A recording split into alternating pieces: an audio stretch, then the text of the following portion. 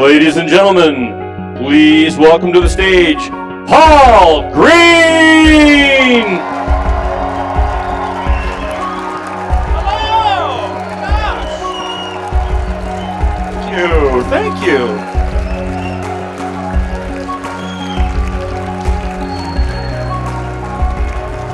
Hello.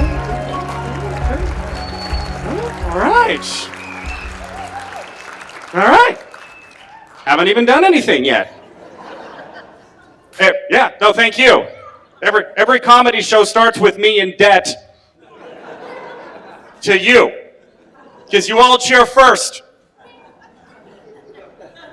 Haven't done anything. I just walked from there to there, and you cheer out of the goodness of your heart. But then the second you sit down, then you're like, yeah, now you owe us. It wasn't a freebie, buddy. This is reciprocal. You got about 15 to 30 seconds to start paying that loan back in installments of laughs, buddy.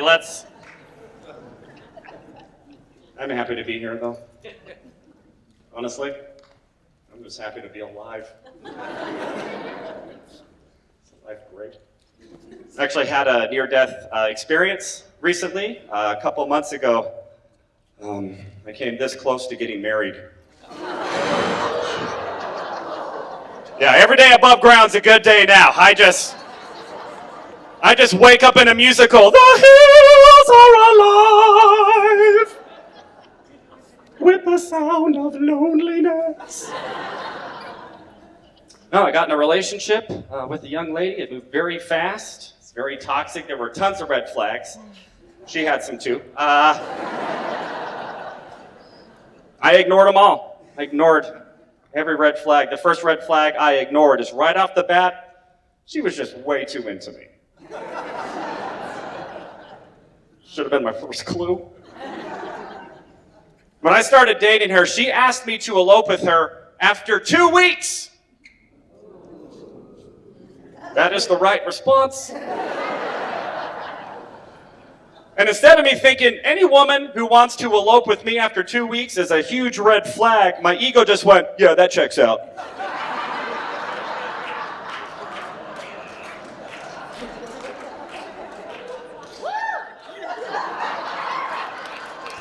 Happens all the time. Women date me for 2 weeks and they want to put a ring on it.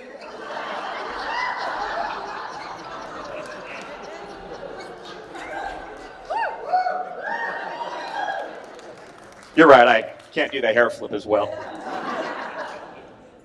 Another huge red flag I ignored is a couple months in, she goes, Paul, I don't like that you pursue your dreams, and I don't want you to get your big break as a comedian because I'm afraid you'll leave me. So I did the only mature, compassionate thing I could think of. I left her before I got my big break, everybody. Yeah, she could have gotten dumped by a rich and famous comedian. Instead, she got dumped by a broke loser comedian because I'm a giver.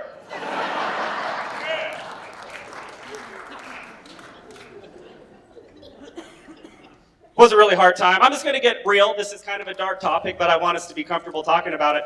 When I got out of the relationship, I was in bad headspace. One day it was so bad, for the first time in my life, I actually called the suicide hotline. Spoiler alert. It worked. Yeah. Didn't mean to ruin the ending for you. That's bad storytelling. Calling the suicide hotline was not at all what I expected. I thought when I called, someone would answer. I thought I would get, your love, put the gun down, step away from the ledge, we've got you. It is not like that. It felt exactly like calling Verizon customer service.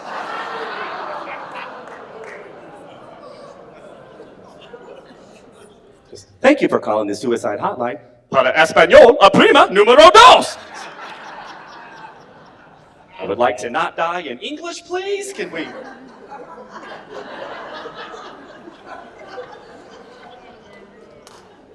Please listen to our entire menu as they've recently changed. I was not expecting a menu.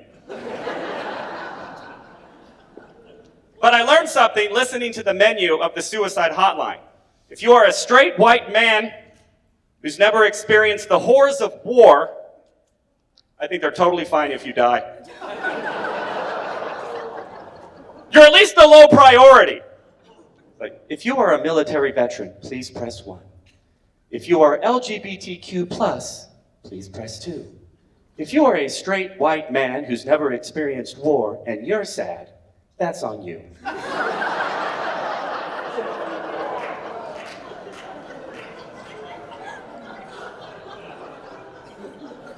Trust us, there's nothing here at the suicide hotline we're going to say to make your privileged life any better. Why don't you try hanging up and talking to a number 1 or a number 2 just to find out how hard life can really be.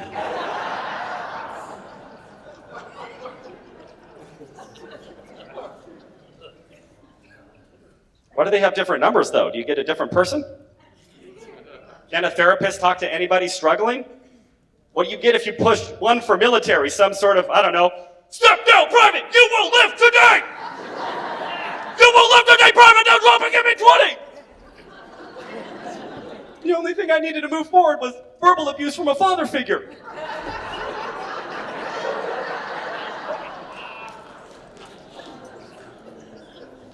Who knows what you get when you push number 2? There's a lot of letters in there. Let's get some, hey, who wants to live today? Life is fabulous!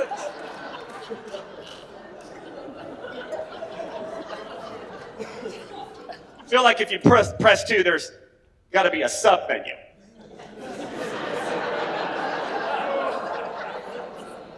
You push 2 for LGBTQ, then you get, if you're lesbian, press 1. If you're gay, press 2. If you're bisexual, press 1 and 2 at the same time.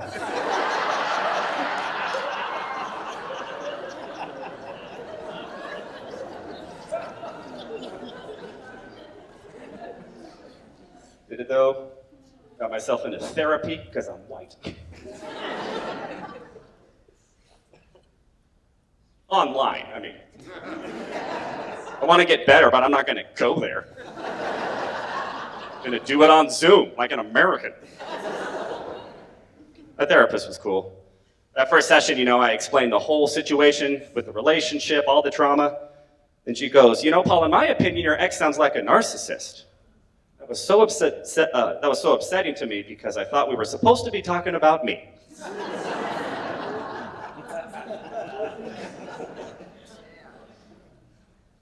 My therapist said, one sign of narcissists is they need the constant validation of other people. And I just thought, what sort of vapid, insecure loser needs the constant validation of other people? Am I right? Am I right? Am I right? Am I right? Am I right? Am I right? Hey, could you guys quiet down? I got a ways to go. Am I right? Am I right? Am I right? Am I right? Am I...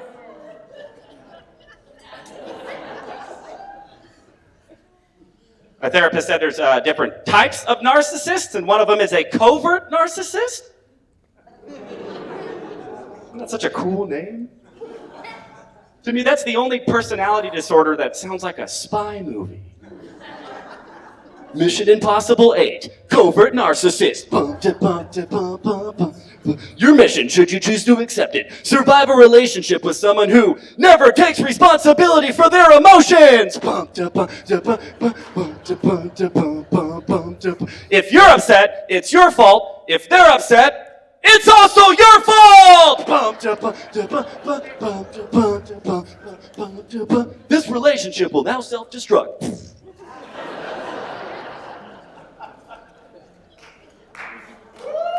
Oh, yeah. Yeah, I paid for that applause. That one wasn't free. I worked for it. My therapist talked a lot about gaslighting. I guess gaslighting is possible. Talk a lot about that in mental health now. And oh, by the way, if you don't know what gaslighting is, it's probably because there's something wrong with you. So if you excuse me, I'm going to keep talking into this banana.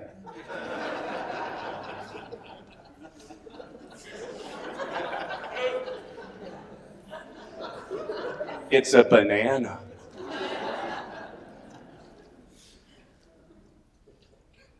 Started getting into the self-help industry. Figured no one else is helping. Guess I'll do it myself. Went to Tony Robbins. Figured, I'm 42 years old, never had a successful relationship, and I'm $30,000 in debt. But now, I'm 42, never had a successful relationship, and I'm $33,000 in debt. Because I put Tony Robbins on a credit card, so got very awkward for me during the financial health portion of the seminar when he goes, "Don't go into unnecessary debt." I went into debt to hear you say that. I learned something at Tony Robbins, all right? So Tony Robbins, he calls himself a life coach. But everybody I met at Tony Robbins just wants to be life coaches. And then they start trying to life coach each other on how to be better life coaches, to grow their life coaching businesses, to life coach more life coaches to grow their life coaching businesses so that they can coach more life coaching business. Like this Ponzi scheme, this N-word spiral of cannibalistic life coaches just life coaching each other. I'm going, eventually somebody has to be, I just want to be an accountant.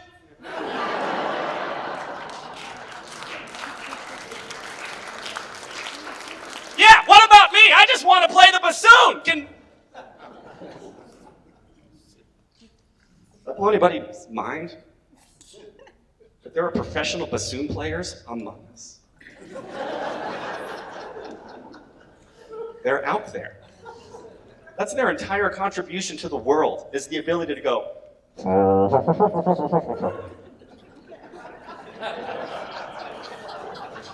And they crush it. It's one of the hardest instruments to master, tens of thousands of hours. They have to start as a child. They could be surgeons, but no. Their contribution to the world. How does that happen? I have spent so much time trying to figure out, how does somebody know that that's their mission? How do they get into bassooning? Because you have to start at like 6 years old to even have a chance at mastering that as an adult, to get in one of the top symphonies. How does that happen? I don't think anybody gets peer pressured. To play in the bassoon, what was there, like a group of cool kids who would all hang out behind the elementary school, welling away on their bassoons, and little Timmy, the nerd? He has aspirations of being a doctor. Find someone, hey, what are you guys doing? Oh, what's up, Timmy? Oh, you don't want none of this. Only the cool kids play bassoon. You want to be cool, Timmy? Oh, I don't know, guys. Miss Smith said that double-reeded woodwind instruments are the most difficult to maintain proper intonation. Whoa! Gonna do everything Miss Smith says, huh? Huh? You want to be cool like us? Why don't you just try it? Just take a little puff. One little puff never hurt nobody. Okay, if you promise we won't get in trouble.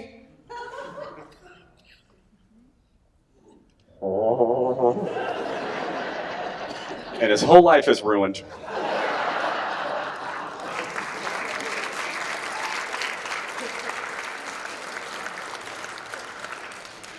My point is, I don't think it happens that way. Which means it has to happen some other way. They have to know at 6 years old, it has to call to them somehow. They have to see a symphony or something, and they see that instrument in the back, just this long tube that just sticks out, and they can hear it amongst the cacophony of sound, and it just calls to them. Some ominous calling from the universe. And they know. They just know that that's their calling. And then they have to go convince their dad to buy them a bassoon. Daddy,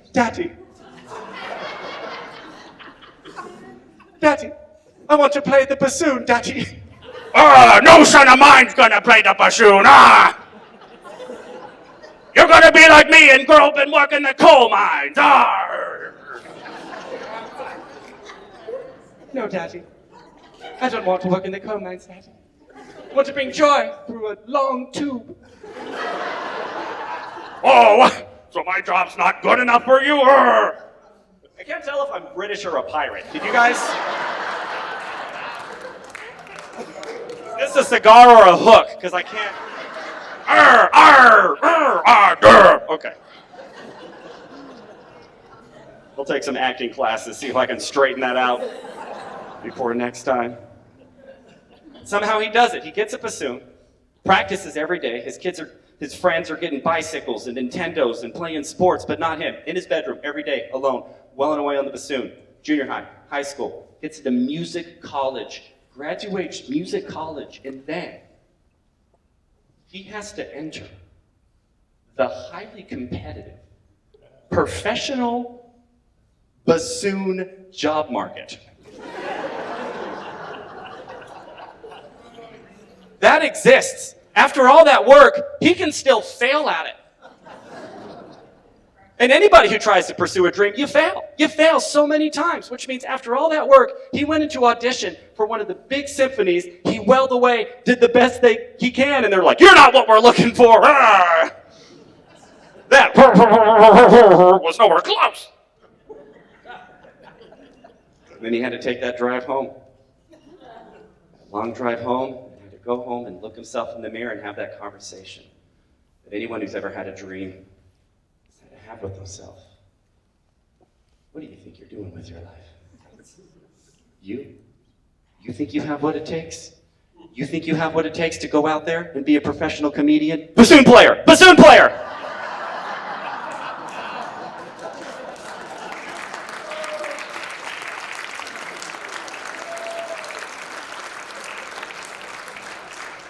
Projected myself into the story. Then everybody has to make that choice. Do I give up on my dreams? Go sell insurance?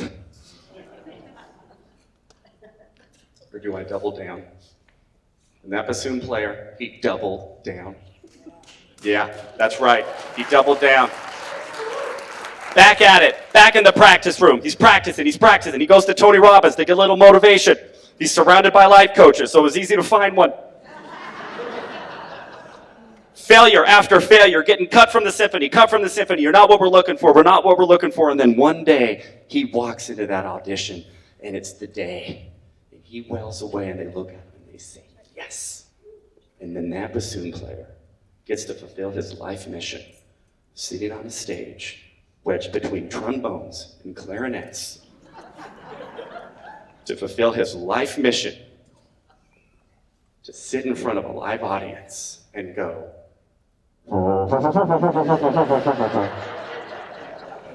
And that's the life of a bassoon player, everybody.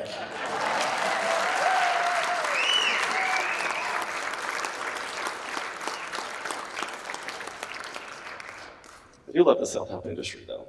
I love reading self-help books. I've read a ton of them. Oh, actually, a buddy of mine had recommended the self-help book I hadn't read yet called The Power of Intention. So I went to Amazon to buy The Power of Intention, and right before I bought it, I got distracted. So much cooler products below. I ended up buying a book on how to overcome addiction. I got to tell you something, could not put it down. It's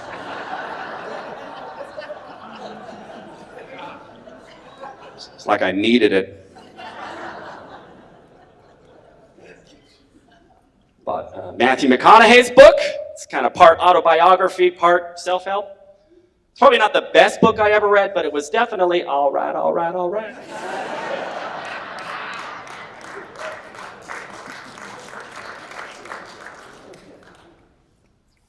read this one book on manifesting. It's all about how you can manifest whatever you want in your life. Abundance, relationships, anything. You can manifest it in your life. The book said, the first step to manifesting anything you want in your life is you have to declare it to the universe. So I figured, I'm game. It's pretty lonely at the time, so I declared to the universe, and I said, I choose to manifest 3 girlfriends. And I kid you not, within 2 weeks, 3 different girls told me they want to be friends.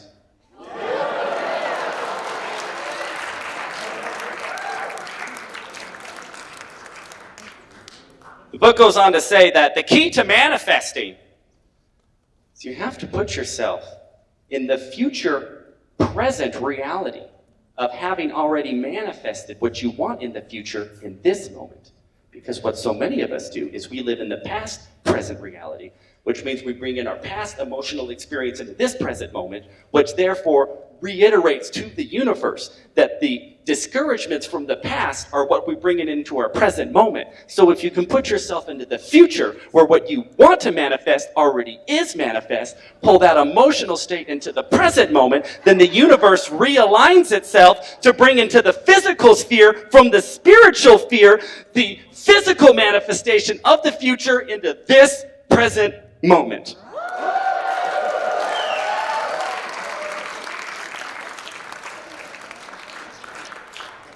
So that's what I've been doing. So every day, I have been meditating and putting myself in the future present reality, becoming a multi-million-dollar comedian. Yeah.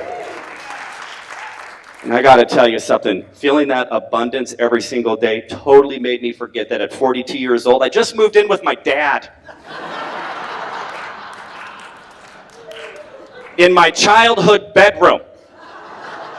Hey, but when I was a kid, I had to share that bedroom with my brother in a twin bed. Now, I got the whole place to myself. Abundance. Still a twin bed, though. I was not able to manifest a full size yet.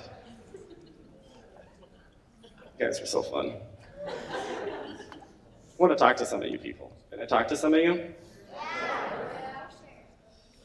All right, I'm just trying to feel the energy of who's... You're avoiding eye contact, so that's... I hear you.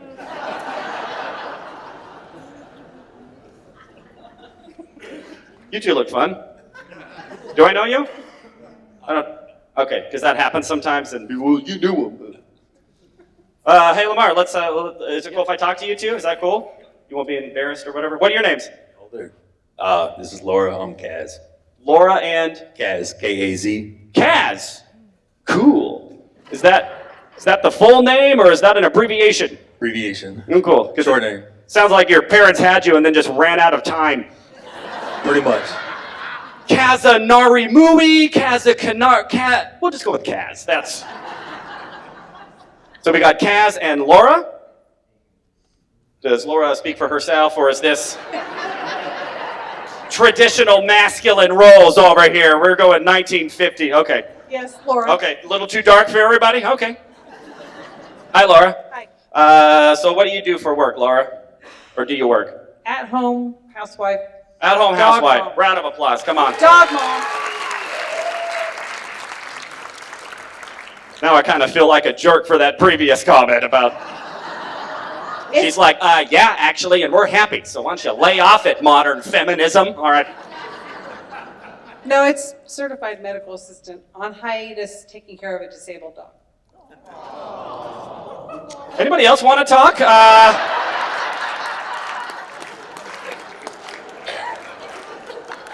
Now you know why I didn't give her the microphone.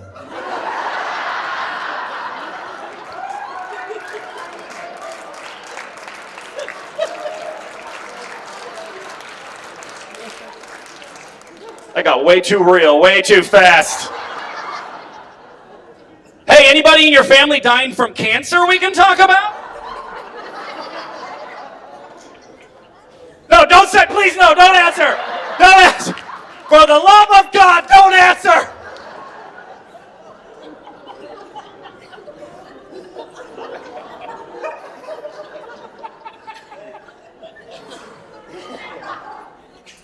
So, Laura, you're a certified medical assistant And you're taking care of a disabled...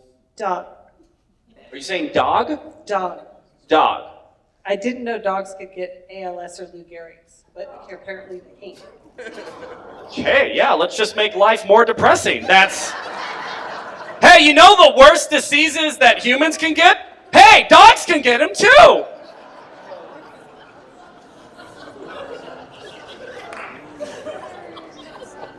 When I started the show, I started talking about the suicide hotline. I'm going, I don't like bringing dark stuff into the show, but I need to talk about it. This is worse.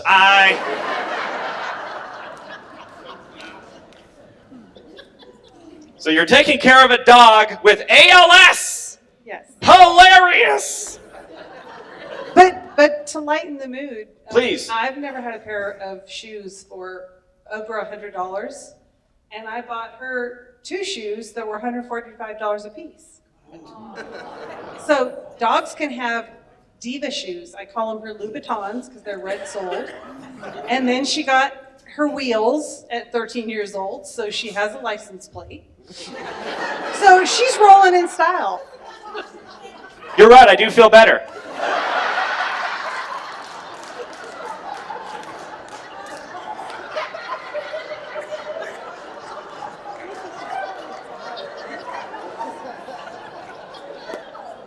If the dog's gonna be disabled, might as well have some designer shoes out there. Cause I can have my Gucci on. All right. Try to do a mashup of Meghan Trainor, but convert it to dogs in fashion. Then I got worried I have to pay for licensing, and then there. Okay, so well, we got Laura figured out. Thank you very much for. Is there? Yeah. What?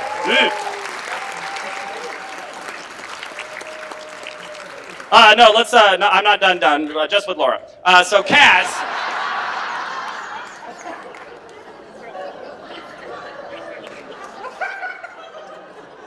I'm going to proceed under the hope that it gets better.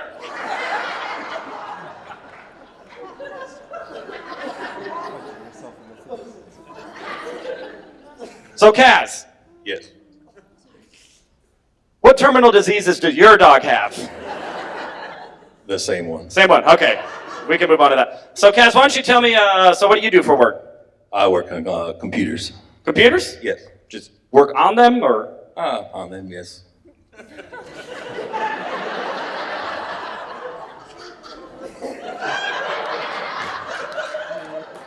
Then what do? Drywall while you're standing on the computer? Exactly. Turns out you can do anything while on a computer. Anything that you could do on the floor. Or a step.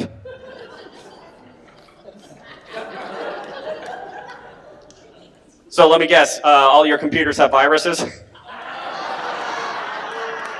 No, don't you groan me! That was a perfect tie-in. She talks about a dog with ALS. I talk about computers with virus. It was the perfect comparison joke. And it was all on the cuff. Come do better. I think I need to go back to therapy. There was a lot of anger there. Just so you know, that had nothing to do with you people. That was me. All right, so you work on computers, like software, or? Yeah, software, hardware, computer engineer type stuff. Oh, computer engineering, very cool. So tell me a bit, how did you meet Laura here? I met her in California when I joined the Air Force at my first base. Oh, veteran, let's give him. 1986. 1986 you met, and what was she doing at the Air Force? Just hanging out looking for a husband? I actually met her on a street corner.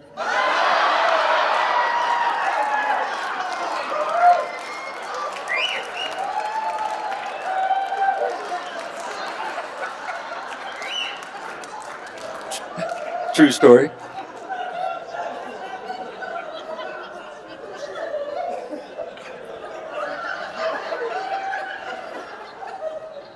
Do you have any idea how discouraging it is as a comedian when the audience is funnier than you? I haven't got one laugh near as big as that joke And I've been working up here. It took me 15 years of hard work to get to this stage. Little pretty boy Air Force man. One joke funnier than me. No wonder he's married. And can afford a dog with ALS and Louis Vuitton shoes.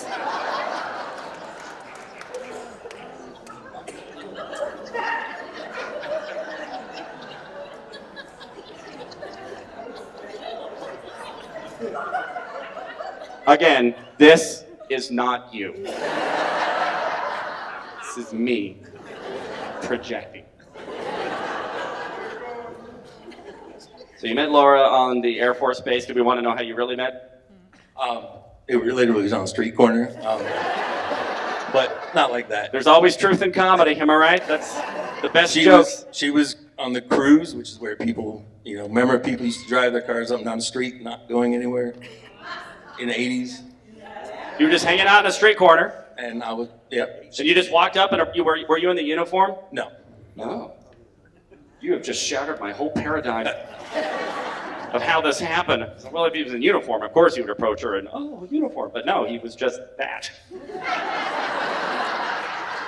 It was so mean.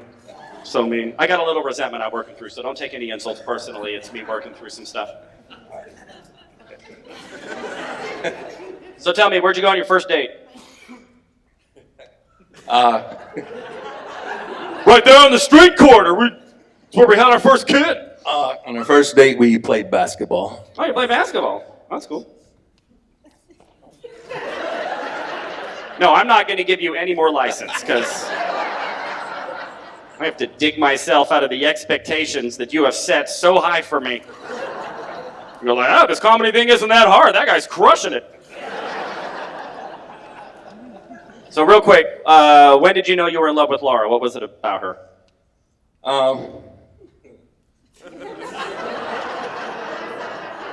That was a long time ago.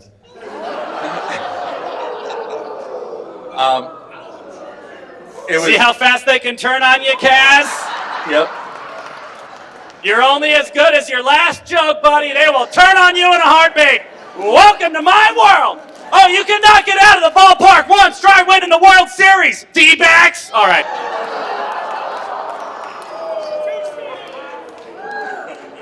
I was there too. All right. So how did you know you fell in love with her? What was it about her? Probably within the first few months. First 2 months, and what was about her that you Just the way, I mean, she was hot. She was cute, and she was easy to talk to. We had a lot in common, and things just went from there. I'll tell you what, hot and easy to talk to. That's all we want.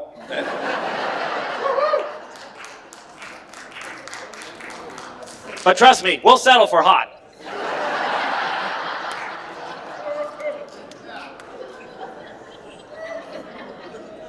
So Laura, same question. How did you know that Ken was the man for you? Kaz, what did I say? Kaz. I had a buddy named Ken Kaz, and so that's been messing with my mind. Probably the same. I mean, I like to. He was hot and easy to talk to? Smile. He was good looking. He was.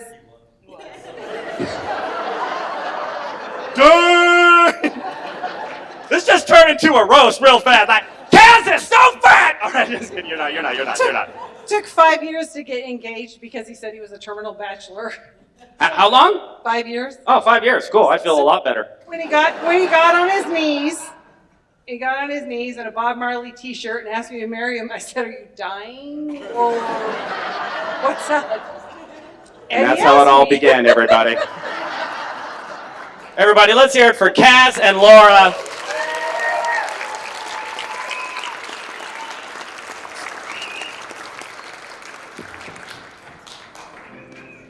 You know, Kaz and Laura, I don't know if you know this, but there was actually a song written about your love. It goes a little something like this. His life was going fine, he was straight on course. He was climbing the ranks in the Air Force.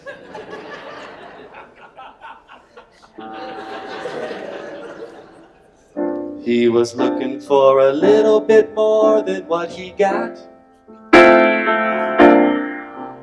He was walking the street when up ahead, it's all that he needed was a girl that was hot.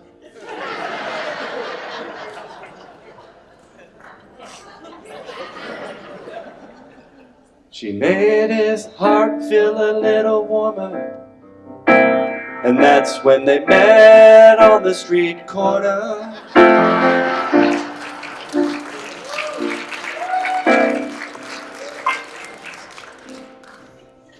Hey, my name is Kaz. Hey, what's yours? Don't worry, I'll speak for you.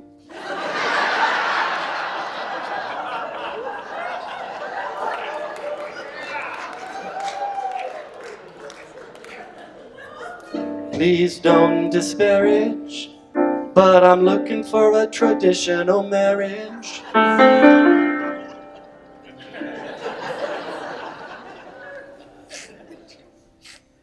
And then they walked through the night with the mist and a very dense fog. She said, in the future, would you like to care for a disabled dog?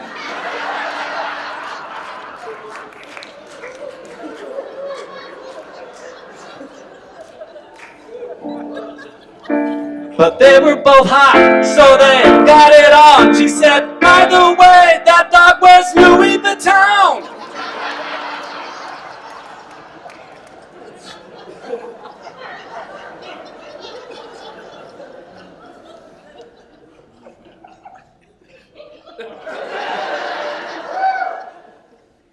He said, oh, Laura, won't you please?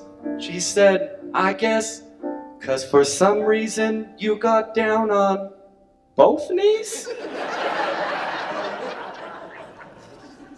Did I hear that correctly? You did say on his knees.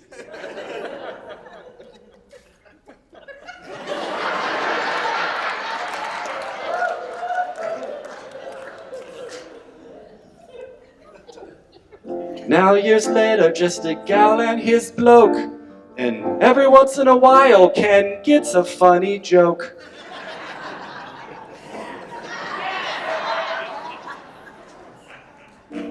But those laughs fell slim when the audience turned on him.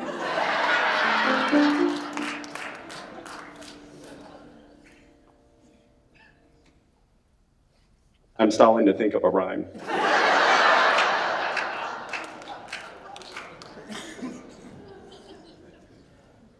Now they're together, you know life can be a mess, but when you have love, it's never bereft.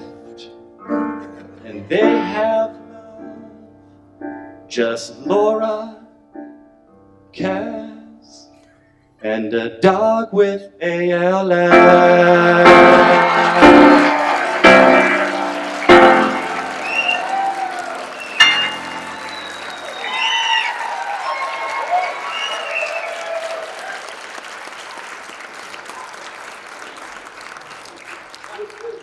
Yeah, I'm impressed as well.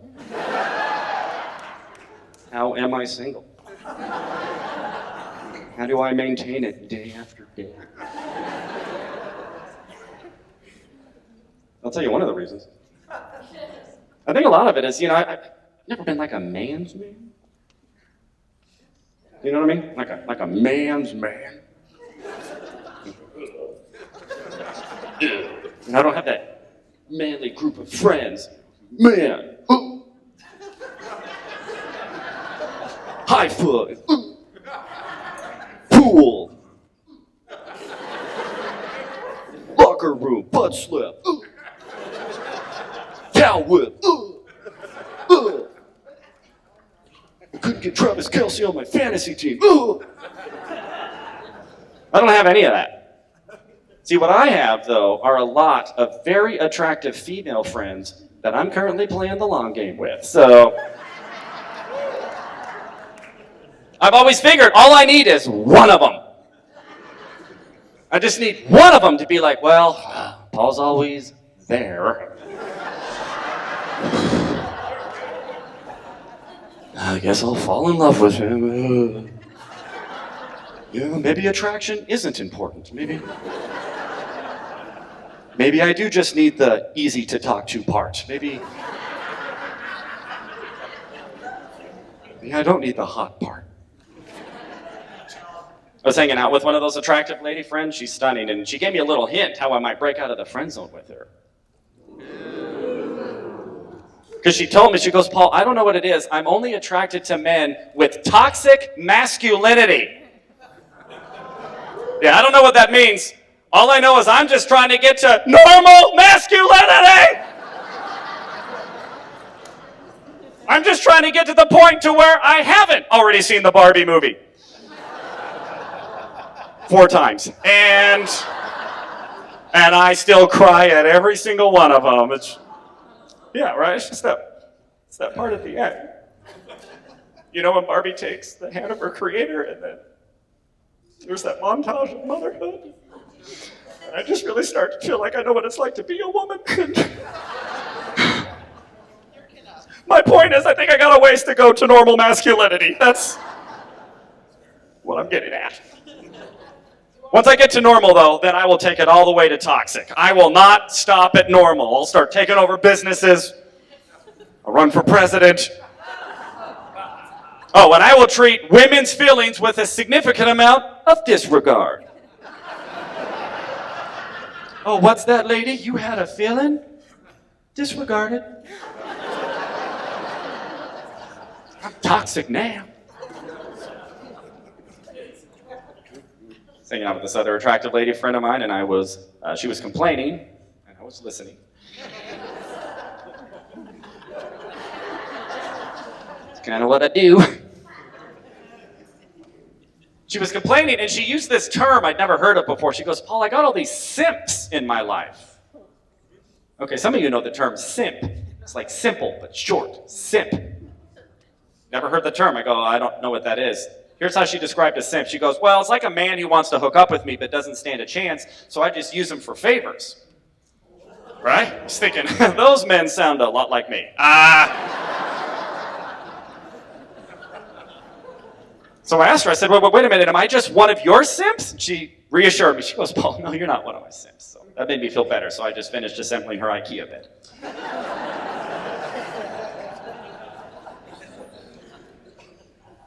I was dating this girl. We weren't just a few dates in, but she still felt the need to break up with me. She did it over the phone. She wanted to tell me everything that was wrong with me. It was a very long conversation. One of the things she said is, you know, Paul, sometimes I just don't feel like you respect my boundaries. When she said that, all I could think was, I should go to her house to apologize. That would be the right thing to do. Own my mistakes. After the call, she's like, you know, Paul, after this, no contact, clean break. I don't ever want you to talk to me again. So I've been respecting her boundaries, only been talking to her mom, so.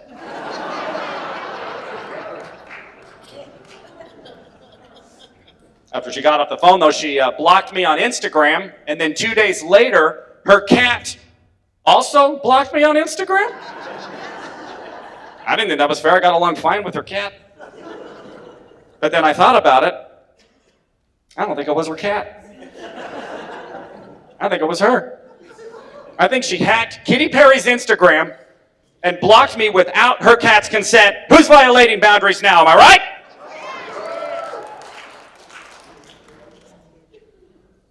I was talking to a friend of mine after it, and I just said, yeah, you know, I just don't think she was into bald guys. She just seemed a little more vain. You know, she wanted more traditional hair. But my friend said something interesting. She goes, you know, Paul, women aren't turned off of you because you're bald.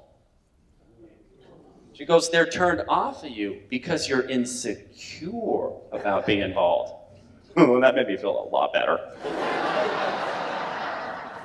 Right, this whole time I thought it was a minor physical defect. Turns out it's a huge character flaw.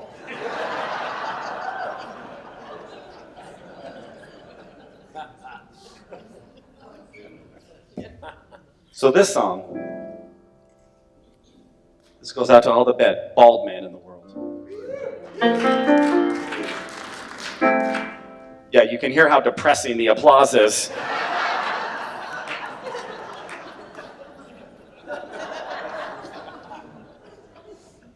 You see, men who look like us, we don't ever get to be the prince in cartoon fairy tales. We only get to be like villains or like ogres. I think one of the dwarfs.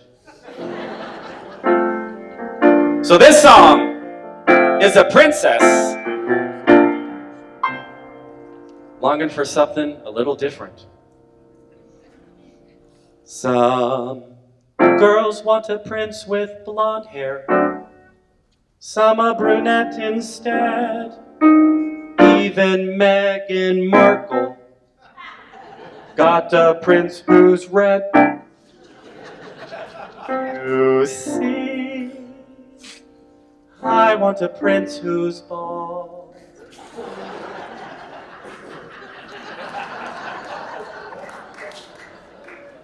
I want a prince whose scalp has seen it all.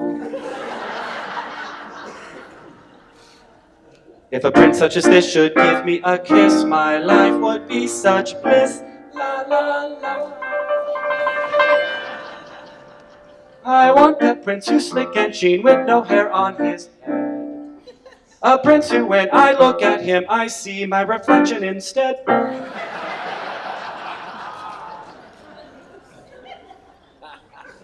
Oh, where is my bald prince? I feel him in my heart.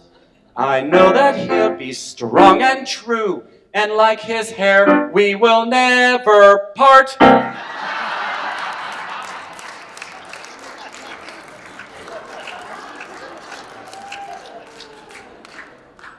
I want a prince with no hairdo, oh, only bald will do.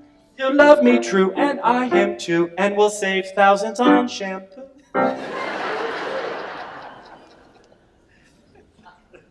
I know he'll come through every obstacle. He'll love me true with every broken follicle. Oh, I want a prince who's bald.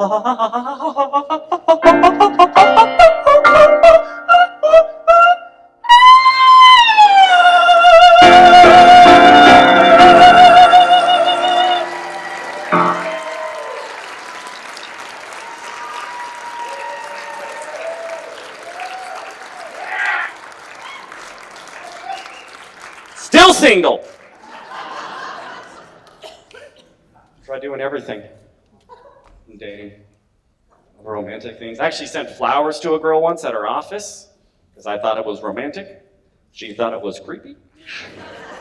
There's a fine line. There's a fine line between romantic and creepy, right? When there's a fine line between and This happened to be an She got the flowers, she texted me and she goes, you know, Paul, thanks for the flowers, but I'm not interested. Good luck. And then she put a winky face. A winky face? On the rejection text?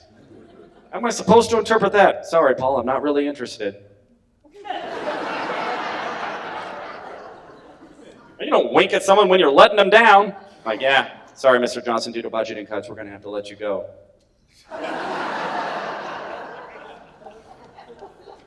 We live in the age of smartphones. There's a specific emoticon for sympathy. It's this one. You know which one I'm talking about? You gotta be honest, I don't think I've ever seen anybody with lips at that angle. I think if somebody made that face, I wouldn't be like, hey, thanks for the sympathy there. I think I'd be like, dude, did you have a stroke? See someone about that. Should get some Louis Vuittons.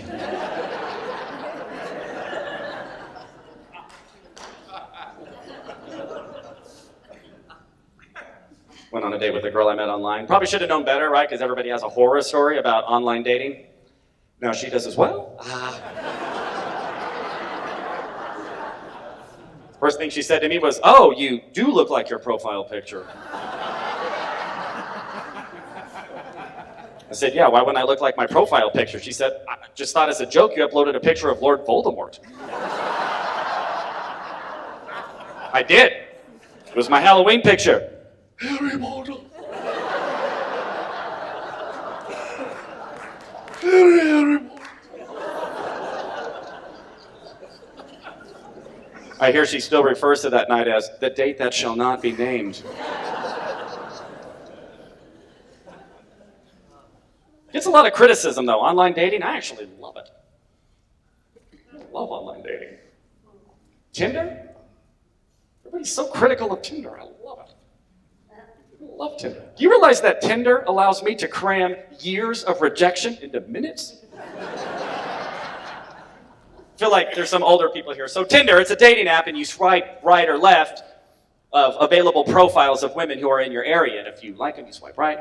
Don't like them, you swipe left. And yeah, I was pretty much doing Tinder wrong initially because I was taking my time on each profile. I was reading the profiles and treating the women like they had souls. And evidently that's not how you do Tinder. I did that for a month, 0 matches, and then a buddy of mine is going, Paul, what are you doing reading profiles? This is a hookup app, just right or left if they're hot or not. You don't even know if they're easy to talk to, just... Okay, so I just started right or left. They were attractive enough. Total shallow. 2 months, still no matches. So then it said, forget this. So then I just watch TV and swipe right on everyone. Right? I figure if I match with someone I'm not actually attracted to, I'll do the mature thing and ghost them. And after a solid month of blind swiping on every profile on Tinder, I got my first Tinder match, everybody. It was an advertisement for ZipRecruiter.com, so it is going quite well because we both believe in a healthy job economy. I upgraded to Bumble. Do you know Bumble? I feel like this crowd's a little old for online dating jokes. You're all with me? So Bumble, it's like Tinder, same concept, right or left based on attraction. But Bumble has a little caveat. Little asterisk, if you will, little fine print. See, with Bumble, it's required that the woman send the first message to the man. Right? So that way, as a man, you're not wasting time sending messages to women who aren't really interested. I gotta tell you something. It's working. I am saving so much time.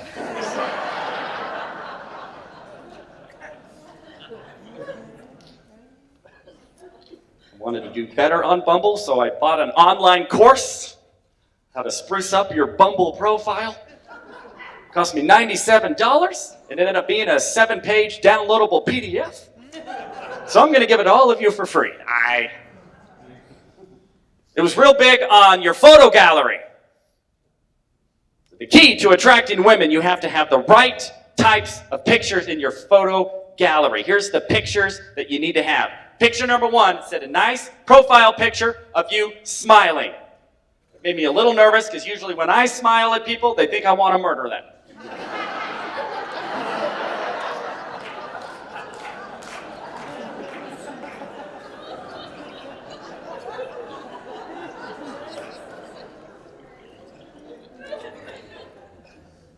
So I uploaded a picture of me smiling. Second picture, they said, is a lifestyle picture. You want to give the lady an idea of what everyday life with you will be like. And their sample picture was a dude in a white tuxedo standing in front of a mansion with 2 Lamborghinis on either side. I just thought, that's close enough, so I uploaded that picture. I'm in my dad's bedroom, but it's close. The third picture, they said, is you want to try to upload a picture of you fixing something. Women love a man who can fix something. That was really easy, so I just uploaded a picture of me talking to my therapist.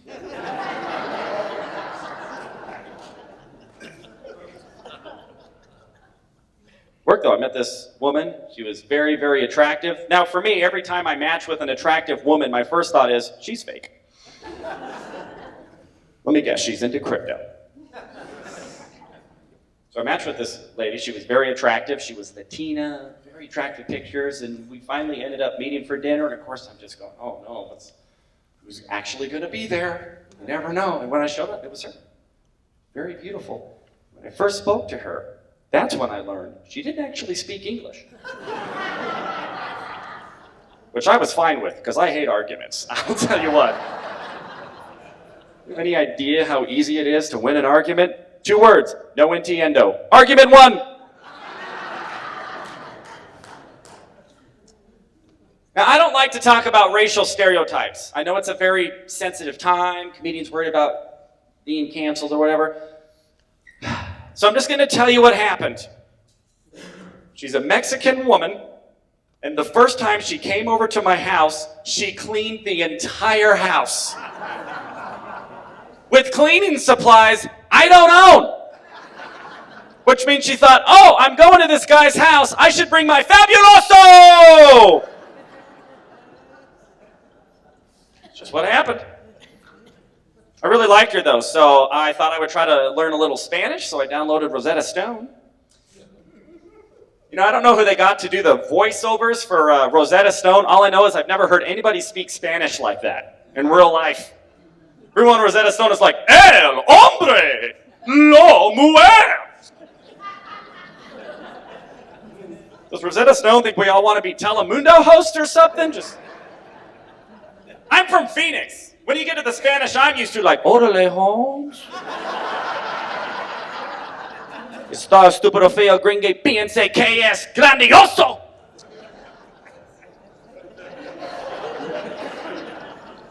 I'm always hoping there's a couple Spanish speakers who will realize that I actually spoke Spanish right now. I researched for that. Yeah, but she ended up moving back to Mexico, so here I am, single again. Yeah, I had this depressing thought. 42 years old. If you add up every woman who's ever considered herself my girlfriend, I have been in a relationship for less than 1 year of my life. Cumulative. And that can be discouraging, you know. That can be discouraging sometimes. But my mom, she gave me some advice I'm going to share with you.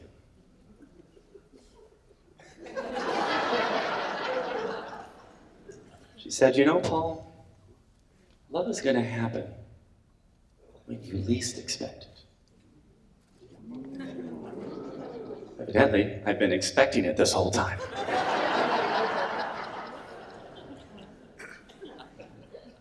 When you least expect it. Well, I had an epiphany recently, everybody. I was doing a comedy tour, road trip. I was out in the middle of some desert in Texas. I pulled over at a rest stop. I went into the bathroom, sat down on the stall, and I locked the door. And it occurred to me, this is when I least expect to find love.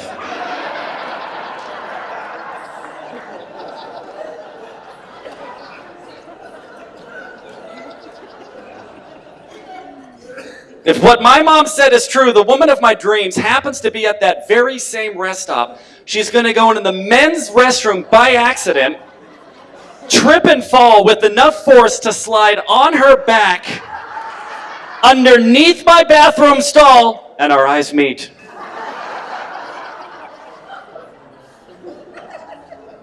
Across the crowded bathroom stall. So right then, somebody came in. Turns out the love of my life is a 300-pound trucker. So, didn't end up being love, though. It was mostly just physical.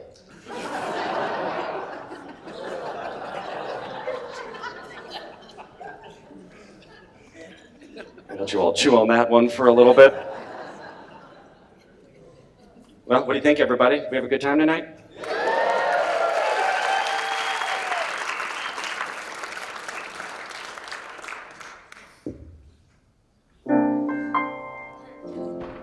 And now the show is coming to an end.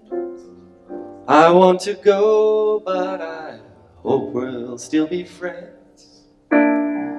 We had some laughs, some of them because of me, but